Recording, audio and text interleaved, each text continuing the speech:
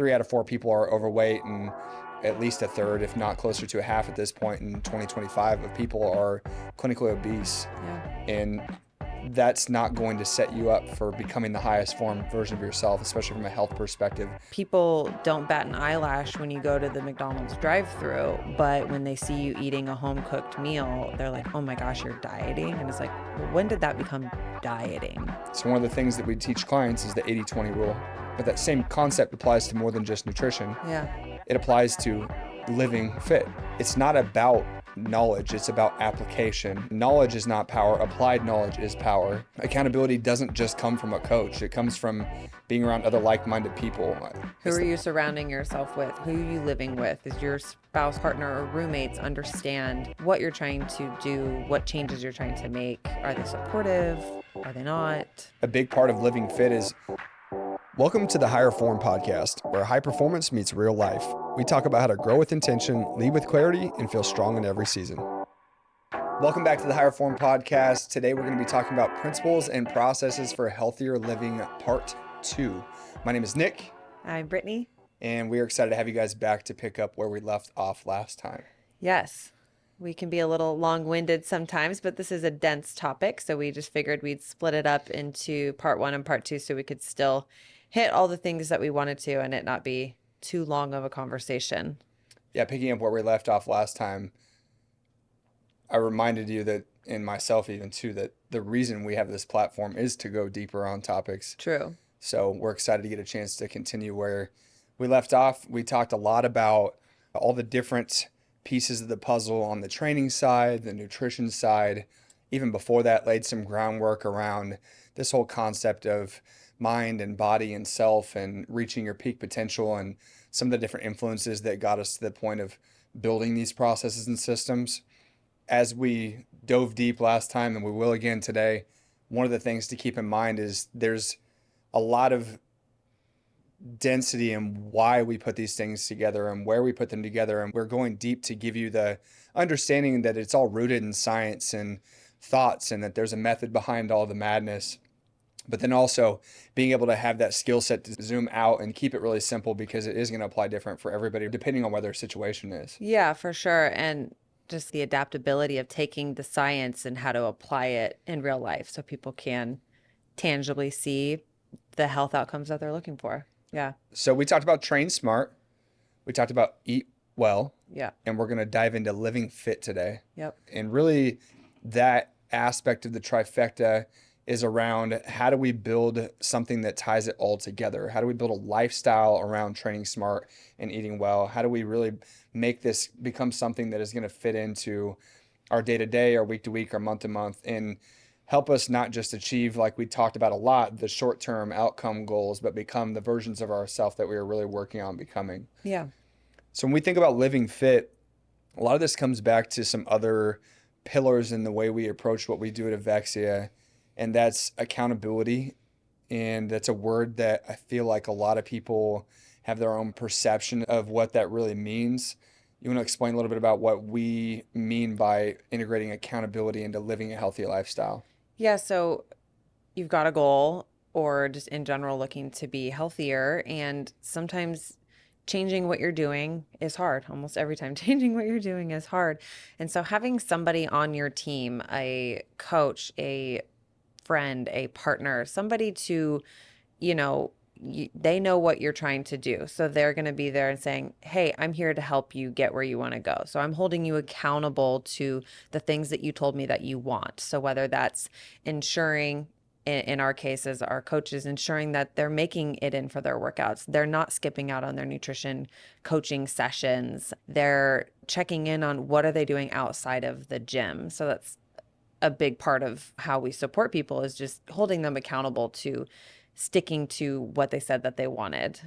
And accountability is tough because it's not always what feels best in the moment. Yeah. Staying accountable to doing something that's going to put you in a pattern of growth is going to be uncomfortable. And when you get in these moments of discomfort, it's really easy to start to pick the easy choice. And having someone on your team to remind you, this is why you're doing this. This is what you told me. Yeah. These are the promises you said you wanted to make to yourself. So when times are hard, I'm here to help you push through. For sure. Versus accountability being seen as cracking the whip and dropping the hammer on someone. And I think there's a time and a place for tough love. Don't get me wrong. And some people need tough love more than others just based off of personality and how they're going to handle it or how they take it. Yeah. If you're somebody who grew up in a background where you had a military family and everything was always really structured and tight, maybe you respond well to that. Or maybe because you grew up in that environment, you don't respond well to that. Yeah. A big part of living fit is meeting people where they're at, not just with their fitness level and their nutrition, but also meeting them at with where their mentality is and being able to help them stay consistently focused on the habits or the inputs that are going to be required to get them the outcomes or the goals they're here to achieve. Mm-hmm. And accountability doesn't just come from a coach. It comes from being around other like-minded people. Who are you surrounding yourself with? Who are you living with? Is your spouse or partner or roommates understand what you're trying to do, what changes you're trying to make? Are they supportive? Are they not? Yeah, and we've discussed this a little bit before, but the power of community Yeah. and putting yourself around other people who are like-minded is going to give you a better opportunity to start making choices that are aligned. Say, for example, you work in an office environment and you're somebody who is bringing prepped meals to work, but 80% of the people in the office are all ordering takeout every day. You're going to get judged for that. It's going to be hard to stay accountable in that environment. Not that it's not impossible, but you have to be careful about allowing people to judge you through their own lens of the way they see the world. And it's going to be easy for someone who doesn't have the same goals as you or doesn't have the same beliefs to judge what decisions you're making Yeah. and make you feel almost this pressure for feeling or this guilt for doing things that are going to make you healthier because it doesn't align with where they're at. And by putting yourself around other people who are in a community or in a thought process or take an approach that is more aligned with what you want to become or the things you're trying to do to hold those commitments to yourself, it just makes it so much easier. Yeah, and you're surrounding yourself with like-minded people. People don't bat an eyelash when you go to the McDonald's drive-through, but when they see you eating a home-cooked meal, they're like, "Oh my gosh, you're dieting." And it's like, "Well, when did that become dieting?" Right? That's just eating whole foods. Yeah. And we live in a society where there is so much accessibility to those things. It is so go, go, go. Yeah. And we always put this pressure on ourselves collectively to always be keeping up with the next best thing that's going on. And if we really back out of it and look at where we're spending our time and attention, a lot of that, we'll talk about time management today too. A lot of that is heavily distracted time that doesn't allow you to stay focused on doing the things that maybe aren't normal to the average person. But Yeah. average in America is not ideal. Yeah. If you look at the average or the stats, it's something in like 3 out of 4 people are overweight, and at least a third, if not closer to a half at this point in 2025, of people are clinically obese. Yeah. And that's not going to set you up for becoming the highest form version of yourself, especially from a health perspective, not just physically, but mentally too. For sure, because your physical fitness impacts your mentality, right? Yep. In our little pyramid of Yep. Going back to the body, the mind, Yeah. the self, Yeah. and that whole concept we talked about last time. Yeah. And then really looking at if you're doing these things alone, it is going to be a lot harder. So going back to community, not just for being around other people, but also having that support, having that structure, having the opportunity to look over at the person in the rack next to you and be like, dang, you know what? They may be in a completely different point in their life, but they're here working hard to go to another level and become the best version of themselves and to push themselves and to get uncomfortable. And I've been in a group of guys recently, even that has been an impact to the way I train, that are all pretty fit individuals around the same age. And even someone like myself who is pretty consistent about working out, I haven't not trained consistently outside of a week or two off every once in a while Yeah. whenever I just needed a break for many years. I still don't push myself that hard. And when you're not in an environment that challenges you to grow, you're not going to grow. Yeah. So I think that's a big form of accountability too, as we talked about being around the right people, being in around the right space, and stepping into a place where you feel like it's just the energy. I think there's something about that energy side of it too. Yeah, definitely. We've mentioned this before, but just who you're surrounding yourself with is going to impact how you want to go about things. You never want to be the smartest person in the room. Same kind of concept. You always want to be surrounding yourself with people who are trying to be better as well, because they're going to maybe know something that you don't know, and you have that collaboration with somebody else who's also on a journey to bettering themselves in a different way, even. And that's uncomfortable. And I think that's why a lot of people Totally. struggle with it, Yeah. because discomfort is something that we aren't naturally in our DNA Mm-hmm. born to run from. If you think about back to times long before technology and the way the world used to be 100 plus years ago, all these instincts are here to keep us to survive, but we don't live in a environment where we have to fight to survive every Yeah. day, or we have to worry about where our next meal comes from. But that is still in our DNA to think and act that way. And part of being able to overcome that ability to get uncomfortable or comfortable with the uncomfortable Mm-hmm. is being able to unlearn old systems and thoughts and approaches and behaviors so that you can create space for the things that do need to be put into your life or into your thoughts or your approach. Totally. And this is a little bit of therapy mindset, and I'm not a therapist, but it's if you're like, oh, I've been doing that forever. It's like, okay, well, we're changing now, and that's okay. And so having the mindset of if you've been doing this a certain way for so long, it's obviously not serving you anymore. So we have to change, and it's uncomfortable to change. But if you want to get to this next place, you can't keep doing the same things that you're doing now. So you have to change. And to continue to keep tying things back into the previous episode, because it is an extension, this is an extension of that, the behavior change model. Yeah. Being able to put yourself in a position to recognize, one, that you need to make the change and be able to self-reflect and put yourself around other people who you look up to. That way you can say, dang, how can I be like them? Yeah. How can I get to that level?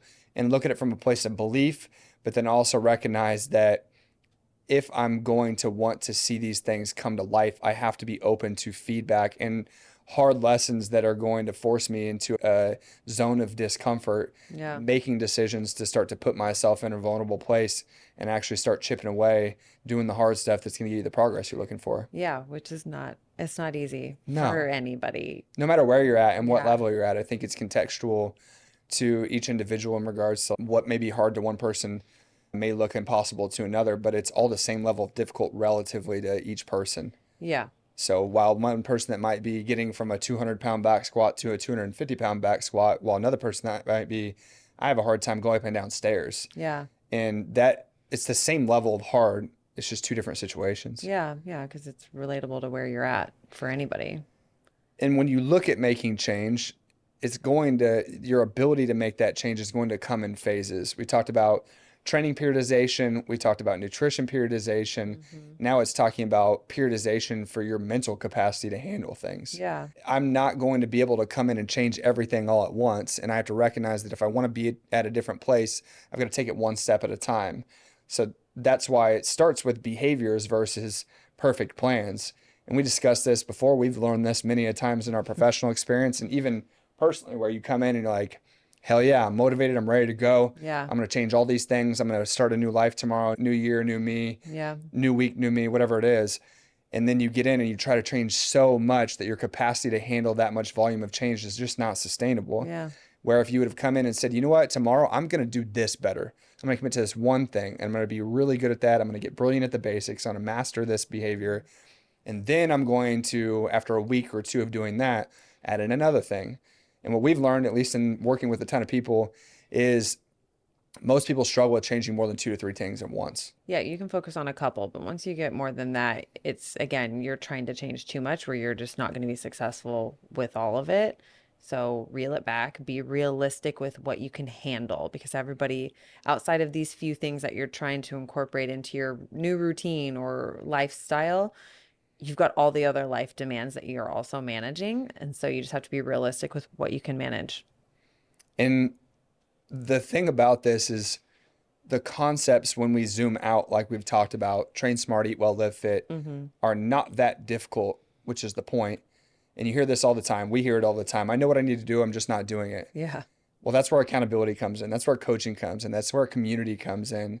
And having the opportunity to put yourself in an environment that's going to make you better or going to help nudge you along the way when you're starting to slack. Yeah. It's not about knowledge, it's about application. And that's the biggest thing that we've really leaned into is personally, early in my career, I went out and got every cert that I possibly could because I thought I'm not valuable unless I know more. Mm-hmm. And one of the things I've learned as I've grown into more of my adult years, we bought a house, we have adult responsibilities, we have Mm-hmm. dogs, we have kids, we have a business, is that knowledge is not power, applied knowledge is power. Yeah. And so many people struggle to actually apply things, let alone the amount of information they get. Maybe they're applying the wrong things because they haven't vetted it through the lens of a professional, you know? Yeah, for sure. And just like we keep referring back to is just because you know all these things doesn't mean you're going to be able to apply it to the person as a coach that you're trying to help. You have to find a way to, how do I help this person? Even though I know all this information, how do I help them make the behavior change? Which is, again, everybody's going to respond different to how they accept making a change. Some Hmm. people need a little bit more of a drill sergeant. Some people need a little bit more coddling.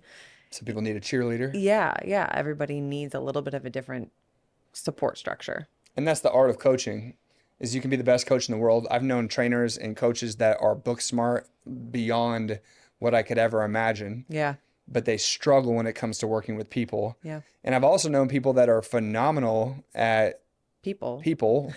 They have great people skills. Yeah, good people skills. And those people maybe weren't that technically sound, but their clients loved them. Their clients got great results.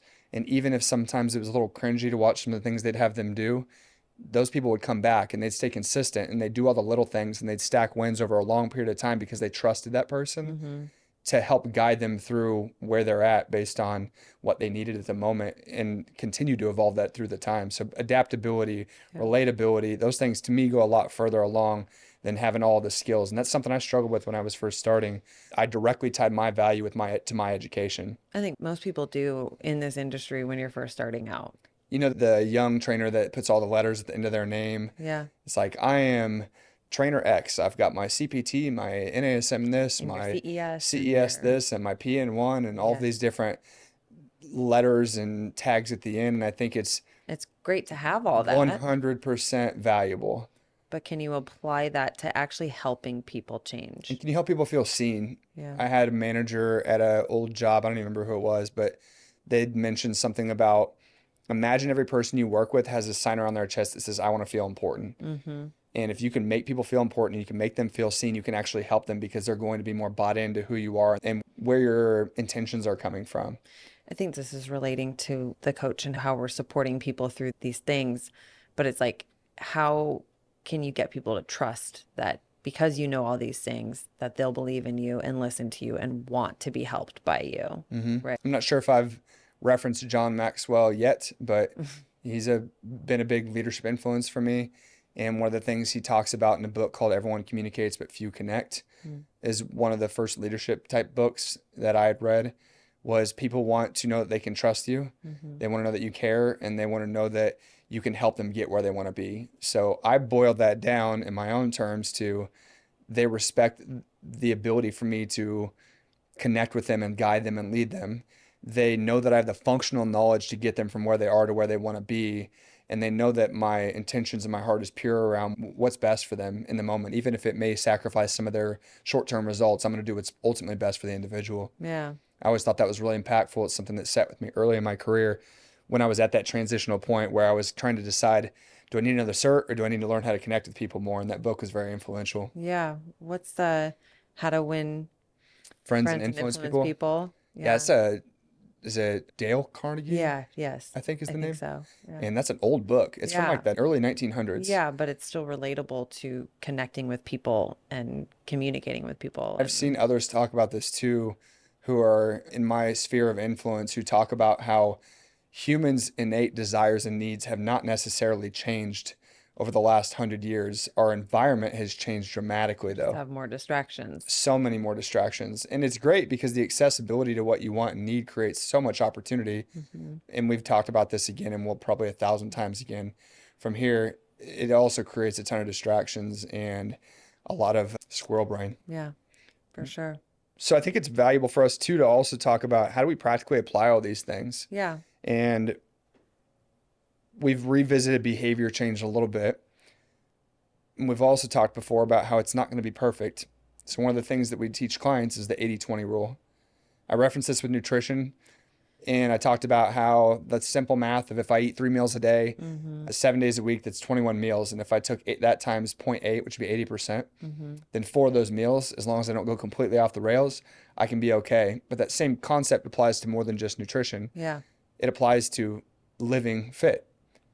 And with that in mind, it's also understanding that we're not going to be perfect and we're not going to move the needle on every one of these three categories every day. Good friend of ours, Brandon Reed, shout out to Trajectory Spine and Strength. He posted this yesterday and he talked about how one of the greatest skills you can have in being a healthier person is if you're not going to do well in one of these categories, you're going to have to do a little bit more in another category. So if I'm Yeah. not going to work out or get as much movement today, I probably should skip eating out and eating fast food and make sure that I'm having a home cooked meal. Yeah. Or if I'm stuck and I have to go through the drive-through to get lunch, be smart about what I get, but maybe I need to go on an extra walk today. Yeah. And just how to be able to find that balance. I was gonna say that's the balance scale, the teetering of just because, you're not gonna be 100% even across the line every single day. So if you have to dip down into one, you got to put a little bit more into the other. hmm Yeah. I thought that was just a really good way to put it. Yeah, I And it's like that. something we talk about too. And we've talked about balance collectively, but even just in these three pillars we talked about, or really the two: train smart, eat well, And and then, then living fit, just the whole collective sum of it all. yeah. You look at those different pillars of nutrition and strength and exercise and sleep and hydration, the 6 steps that we talked about. Yep. If you're not going to be great at all of them, then you got to be really good at maybe some to be able to make up for others. And obviously, the goal is to get good at all of it. Yeah. But that's where we go back to talking about your capacity and your mental load and your Yeah. ability to bring it up How much can you handle? for sure. And then also being human and understanding that there's going to be times where you don't want to be perfect and you want to live in the moment and you want to enjoy a good donut from Hy-Vee. Yeah. Okay. I like a donut every once in a while. I Who had to call you out on that. doesn't? Yeah, I had to call you out on that. Yeah, I mean, I like a donut every once in a while. That's okay. I do too. Yeah, I just had who to I had doesn't? to humanize you a little Yeah, bit. no, I'm a human. I like sweets. I like salty, sugary things every once in a while, but you get it, and then I'm good for a while, and I don't feel the need for it. Also, I think if you don't have that stuff regularly, you get the sugar out of your system, the sweetness, the artificial sweeteners. You don't crave it as much. So then when you do have it, it's kind of like extra sweet. So hmm then you don't need a lot of it to get your fix for it, and then Alcohol, I you're feel like, is good. the same way when you stop drinking so much after, at least that's been something that I can relate to. Yeah. I grew up in a culture of drinking for celebrations, and Hmm. alcohol was always there and present, and it's been a part of how we enjoyed ourselves in our downtime. Yeah. And then as we've gotten older and I've stopped drinking as often, we just had a couple margaritas at a staff outing a few months ago, and I felt horrible for 2 or 3 days afterwards. Yeah. And then we went to a wedding, and I sat there and had this pressure. And the thing that made me think about this is that sense of guilt you almost feel when you, It's a and I social don't think we have obligation, that. and it's Yeah, yeah, and I think once you stop doing it as much, you just don't feel the need for it. Now, per occasion, celebrating something, having a drink here or there, I think is manageable and hmm socially acceptable. for sure. I think it's just more like once you get it out of your system, you don't feel the need for it because you don't feel good. The older you get, you wake up, you've got responsibilities. I'm not trying to be hungover the next day. And I think it's just one of those things that once you cut it, you just feel better. And I was going more down the path of not only feeling better when you don't recognize it, but not feeling guilty about not indulging in those things Yeah. or feeling guilty for indulging in those where maybe it's like, man, I really just want to have a cookie right now. And if it's something you don't do on a regular basis, eat the freaking cookie Yeah. and then go back to doing what you did. You got your fix, like you mentioned. You can Yeah. move on without feeling like you made this big mistake. Yeah. I think one of the things we recognize when working with people is that they feel like if I go off the deep end for one little thing, Yeah. it's The really rest not of the going day off. is shot. Yeah, I lose the rest of the day. Like, don't let a bad 5 minutes ruin the rest of your day, whether it's a poor decision with your eating or something that happened to you, Or you, which is way easier said than done. sure, or you missed your workout because your kid was sick in the morning and you couldn't wake up and get going. So you're just like, I missed my workout today. It's like, great, try to go find a walk somewhere and find other ways to move today. And if you got 10 minutes, do something for 10 minutes Yeah. because something done intentionally that is less than what you planned is better than doing nothing at all. Yeah, for sure. And that is right in line with this quote that we wanted to make sure we shared. It's a Mhm. Vince Lombardi quote, classic football guy Mm. sitting in this chair here. And really, one of the biggest things that I've always looked at as these different quotes that help motivate or hype you up, but this is one that makes a ton of sense. And he said, perfection is not attainable, but if we chase perfection, we can catch excellence. And what resonates with me about that is that you don't have to be perfect. You have to try to be perfect. And if you come up short, you'll still be better than 99% of people. Yeah. Yeah. So go into it with intention to nail it down, to stick to your commitments, to keep your promises to yourself. But if that doesn't happen and you aren't perfect, it's okay.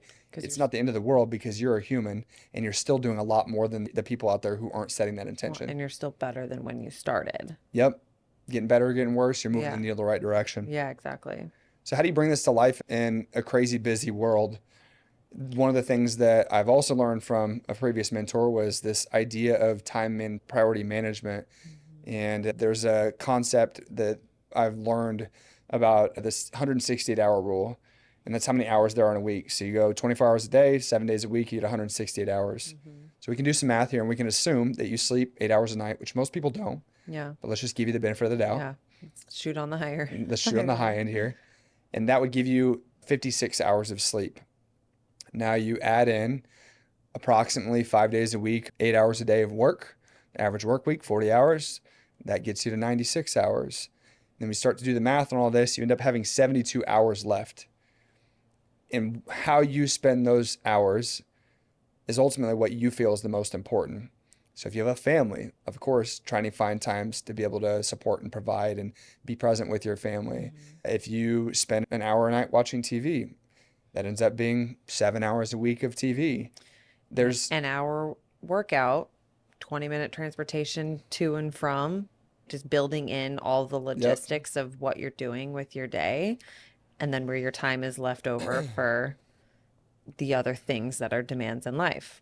So let's do the math on that then. Yeah. And this won't be perfect, but it'll be pretty close. Say you work out 4 hours a week. Yeah. And let's say that it takes you 15 minutes to get to the gym. So your commute is about another 2 hours. That's 6 hours a week. Let's say that you go on a walk 4 days a week for 30 minutes. There's another 2 hours. Let's say that you spend 2 hours meal prepping. All of that together is only 10 hours a week. Yeah. And that is less than 10% of the total amount of time you have allotted to you.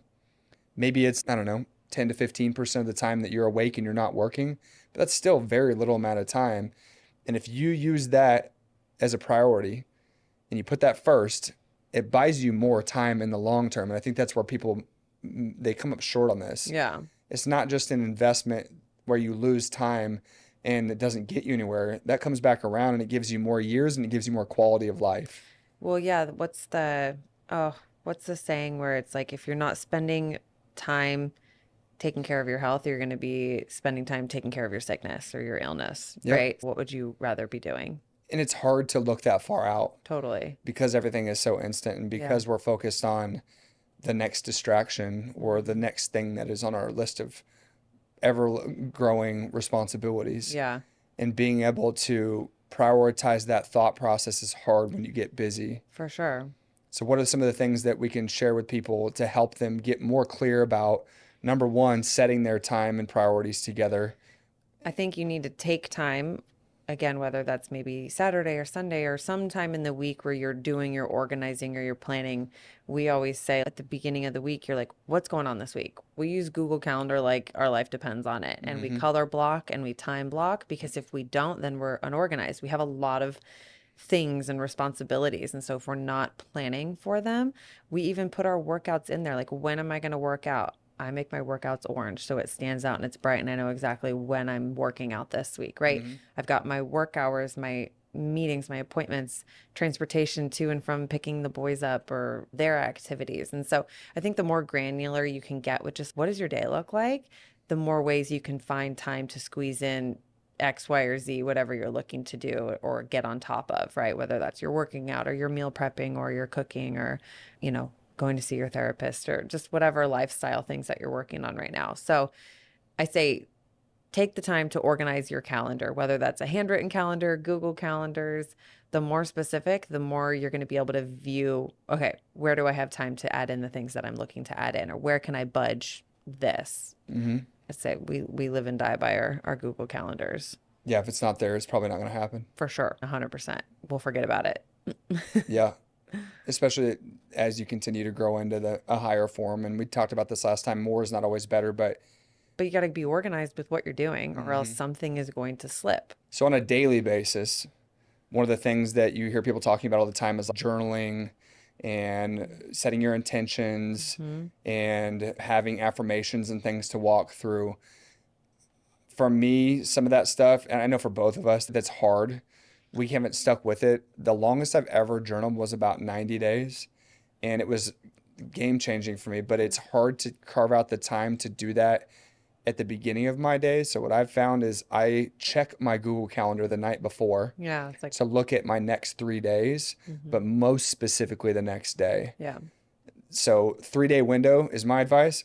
Look at what you've got going in the next 3 days every single day. That way you can always be prepared for what needs to happen, not just immediately tomorrow, but also maybe I need to call and set something up for 2 days from now. Maybe I have an appointment coming up 3 days from now. I need to confirm with somebody, or maybe I've got this trip coming up and I haven't packed, or I haven't booked a cab to the airport. I don't know, random things. yeah, But on a daily basis, I think looking at your calendar, obviously time blocking things, but looking at your calendar and seeing what do I have going on the next day, what do I have going on the next 3 days, and being able to go from there. yeah, On a weekly basis, like you had mentioned, setting aside time to start to plan out what the week looks like. yeah, That way you can start to figure out on a more zoomed out scale what all is on my agenda this week, where's my head need to be, when am I gonna get my workouts in, when am I gonna prep my food, yep. what do I need to have going on a little bit larger scale. On a monthly basis, being able to start to look at maybe setting themes for the month, Yeah. or on a quarterly basis is probably more like it for Kind of us. like seasonally, what's going on Yep. this season? What are things that I need to be aware of? What's coming up? What do I need to We're plan for? typically more quarterly than we are monthly. I'd say we look at things on a weekly basis, on a daily basis. The 3 day window is something I use a lot. And the quarterly basis, Because I we think you use that more than me. I don't necessarily look at my 3 days, but I'll look at one day or the whole week and just get a general part of that is idea probably of. just the nature of my role in the Correct. business. But Correct. depending on where you're at, everything works different, right? Yeah. We're two people that live together and we follow different practices on certain things. Mm-hmm. You got to find what works for you. On a quarterly basis, I think it's important as well because you can look at things in 90 days. We went to a place in Arizona. It was right outside of Scottsdale called Savannah Mm-hmm. for a baby moon when you were pregnant with our first. Yeah, it's And they like had a do you remember wellness the quote on the retreat. wall that they had there where it talked about it takes 21 days to change a habit, it takes 90 days to create a new lifestyle. Mm. And by no coincidence, we start people on 12-week programs Yeah. because it gives them an opportunity to create a short term, still longer term, defined period of time to be able to create change in their life. Yeah. And we do that with employees as well. We do quarterly reviews Yeah. just to see how they're going and talk about feedback from them, feedback for them, what things could be going better. On an annual basis, we do goal setting Yeah. and check in on that every quarter. Things that we could be better about and aspire to continue to improve is checking in on our like annual life planning Yeah. and quarterly check-ins on those things and always having something to look forward to. Yeah. You just have to strategize and organize Hmm. at the end of the day. If you want to make a change, if you want to get better, if you want to improve, then you have to plan and organize for it. Correct. One last thing that I think was important for us to cover is that it's easy for us to sit here as the founders of this business and the people who created the system and talk about how we bring it to life. The reality is we don't get a chance to work as hands-on with people on a regular basis. We started, We started it that way. We built all these things from our own methods and things we picked up over the years, but we are not really that involved in delivering this on an individual level at this point in our journey as business owners and yep, people in the health and fitness space. we do a little bit, but 90% of it is fulfilled and serviced and managed by our team. And building a team is something that when you talk about accountability even is great. When you talk about growing, it's great. We talked about this from a perspective of someone who's looking to get better hiring a coach, but if you want to scale something and have a vision as big as we do, Yeah. our vision is to impact as many people as we can through healthy living behaviors, ways to be able to train smart, eat well, live fit. How do we share all these principles with people on a larger scale and then work with people to help them dial it in individually? And there's only so many days in a week and hours in a day for us to do that. So Yeah. it's been important and heavily impactful for us to create a team, but not just any team, the right team of people The right team. that see things the same way we do, that have the same vision, and also as business owners create an umbrella of opportunity that's big enough for everybody's vision to fit inside of that Yeah. opportunity. Yeah, exactly. And we're just cultivating the right environment of coaches and support to continue the experience, even though it's not with us. Yep. And one of the principles for developing this is something that I've also learned from a mentor. That'll be a recurring theme, is what's called the service profit chain. And at this point in our career as business owners, our most important task is that we treat our coaches like clients, and we take care of them and give them the best experience. We give them the best development. We give them all of or most of our time Mm-hmm. so that they can turn around and reciprocate that same energy and support down to our client base. And now that we're at a point where we've got as many clients as we do and we aren't working in it as hands-on, it's been wildly important for us to be able to start to build a team of people we can really trust and help grow and develop to be able to continue this vision and be on the ground and be the one doing all the dirty work. It's been cool to see that kind of come to life. Yeah, it's been fun to find our crew of people and really build a little family here. And we have a small circle. We are not We do. the type of people that go out a whole lot. We don't have a ton of time to. No, And our this time. and our priorities, right? When you talk about time and priorities, our Yeah. priority is to chase this vision of creating a family and be able to build a business that leaves an impact and create freedom of our own through the things that we're doing. Yeah. And the only way you can really do that is if you have a team of people to get that there. And You're not going to do it by yourself. we've done that through the same process. We've onboarded clients. We have a specific cadence of how we interview people. It's a phone screen first. It's Yeah. sitting down and getting a kind of a vibe check and Yeah. getting more of a formal traditional interview going. Yep. We do a practical interview with our coaches to figure out, okay, you're cool. You passed the early test around needs. Now, can you deliver the experience in the surface at a good enough level for us to be able to feel like we can feel comfortable putting you in front of people relatively quick? Yeah, and just see how you are on the floor as a coach. And the last one being honestly the most important is a vibe check from a cultural standpoint. So we do a team workout where everybody on the team will work out with the prospective new team member.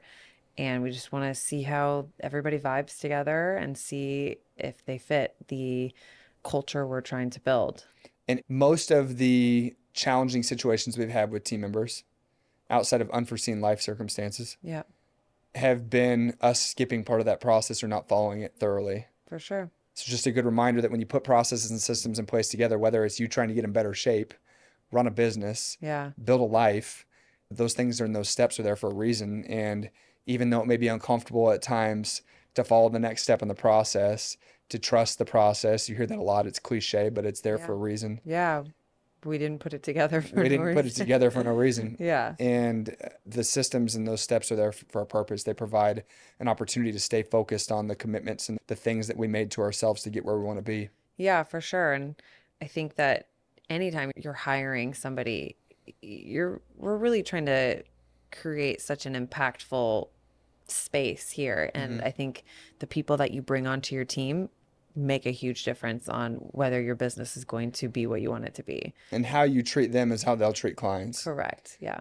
So it's important, and it's been important for us to make sure that when we do onboard somebody new, that we take them through a really structured approach. Yeah. I had the benefit, it's how I met you, of being able to learn corporate expectations around employee onboarding, and I learned from some great leaders. Yeah. One of my first higher level leadership roles when I was at Lifetime was being a regional education specialist, which was basically a role where I get a chance to help onboard new trainers and set the standard for what it meant to be successful. And Yeah. that's honestly one of my favorite things to do is coach coaches because it gives me a chance to nerd out on all the different things that I've learned over the years. With people who appreciate nerding out. Yeah, there are people. Yeah. And when you give them that experience and you turn around and say, hey, I want you to give this client the best experience in their first 90 days possible with us, you put a system together, you have expectations.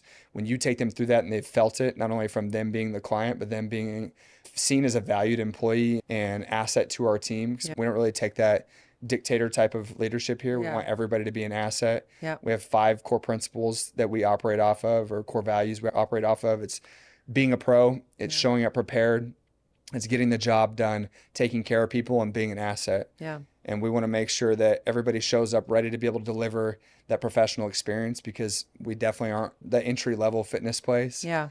Show up prepared, but also be adaptable, Yep. be able to adapt to scenarios so that you're not so rigid that you can't go with the flow if things change. And take care of people, which is adapting to the person that you're working with and the Yep. energy that they need at the time. And Yep. yeah. And being able to get the job done. I think that's Yeah. important too. It's not do your job, but it's get the job done at a level that allows you to be able to say that I did what I was here to do today. I was able to serve and deliver what my expectations were. Yeah. And not only that, but go above and beyond where you have the opportunity. Yeah. And the last thing is, this has been the funnest part, in my opinion, of building a team of people to deliver this, is finding people who bring a unique value to the table. Yeah. I think it's important in a workplace culture for everyone to feel like they have a place Yep. and they have a role and they have value to the team. And that's been something that's been fun to be able to cultivate in this culture, in this community, is Yeah. take all of our different coaches and really help them grow into the things that make them unique and special. Yeah. That's where we're going with the next series of our podcast. Yeah. Nick will be sitting down with our coaches and helping you guys get to know them, where they come from, why they're so passionate about what they do, and how they've helped us continue to build this vision of helping as many people as we can. Yep. If you like today's episode, share it with some friends, family, anybody. Coming up, we're going to be starting to dive into a series of interviews with all the fitness professionals that we trust to deliver this big picture vision and all of these theories and principles to help impact people on a greater scale. That's all we have for the day. Yeah, it'll be great. Appreciate you joining us. We'll catch you next time. Thanks for listening to today's episode. If you liked what you heard and want to hear more, you can follow us on social media and tune in anywhere you listen to podcasts.